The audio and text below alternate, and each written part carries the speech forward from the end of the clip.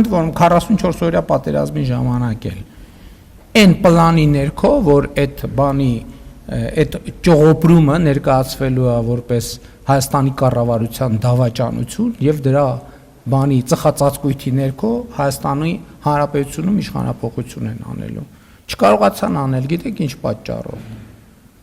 Որովհետեւ իրանք ոչ Հայաստանի, ոչ էլ Ղարաբաղի ժողովուրդը չեն։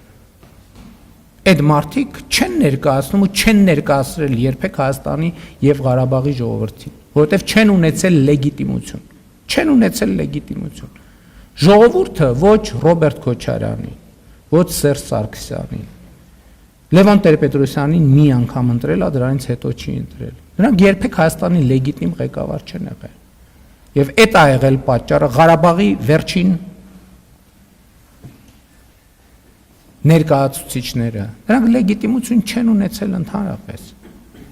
Նրանք ում ներկայացուցիչն են, ընդհանրապես ում են ներկայացրել, այդ հարցը պետք է պարզաբանվի եւ այս օրերին այդ հարցն է պարզաբանվում։ Լևոն Տեր-Պետրոսյան, Սերժ Սարգսյան, Ռոբերտ Քոչարյան եւ նրանց քաղաքական ուժերը